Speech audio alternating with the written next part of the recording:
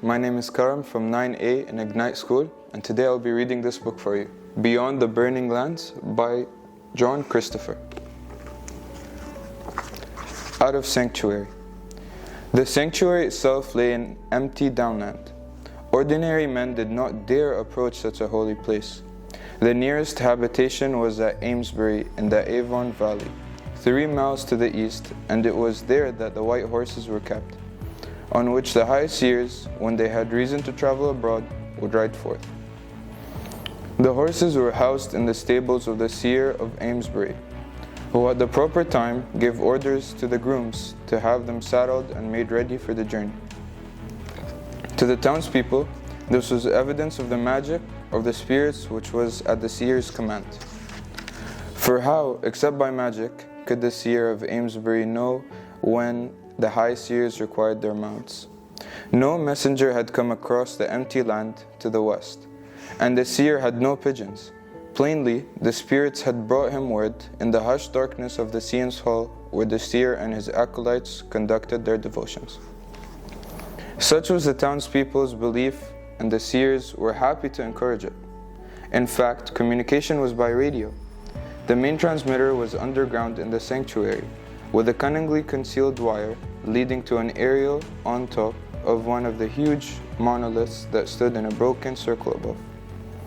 The subsidiary set was in a heavily locked room in the seer's house, to which only the seer and his chief acolyte had the key. Because radios, of course, were machines, and machines were forbidden by the spirits, anyone building or using one was punishable by death. This was by the command of the seers themselves. My initial shock at learning the truth about the seers had been great, but during the months in which I had lived in the sanctuary, I had grown accustomed to it. I had come there from Winchester where, following my father's treacherous murder by the Prince of Romsey, my half-brother Peter had won back the city and claimed the title of prince. It was I, Luke, though younger, had been my father's heir, named as prince in waiting by the spirits and promised great glory when the time came for me to rule. The blow of learning that the spirits, since they did not exist, could not keep their promises had been bitter. Instead, the high seers unfolded what was, they said, a higher mission.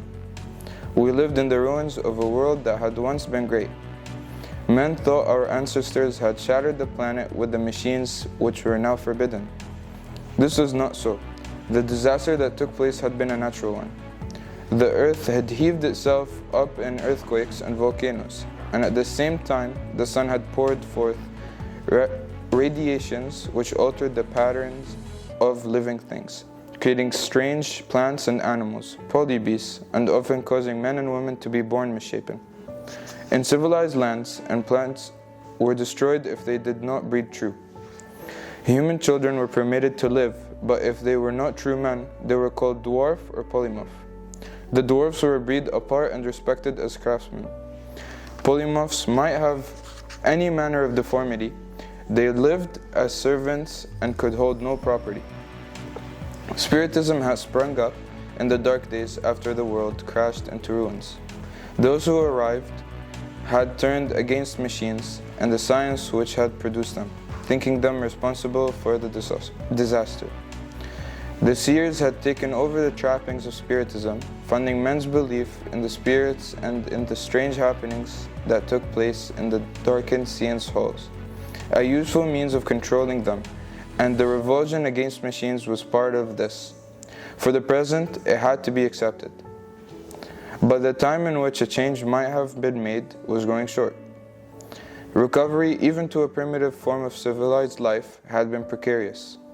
The concentration of volcanic dust in the air made winters longer and harder, and brought more pressure from savages in outlying lands. The little which had been regained could easily be lost. It seemed to the seers that the first and essential need was to unite the constantly warring cities under one ruler, and through him achieve a rebirth of science and knowledge. Winchester had been chosen as the city through which this was to be accomplished, and I, as a prince who would bring it about, the seers' plans had received a grievous setback with my father's death, when I was still only 15, and unable to enforce my claims against those of my brother. That was when Ezra, the seer of Winchester, had taken me from the city in disguise, and brought me to the sanctuary. While I lived, the secret aim of the seers was still possible. This book, Beyond the Burning Lands, and the author John Christopher's books can be found at the Middle High School Library in Ignite School.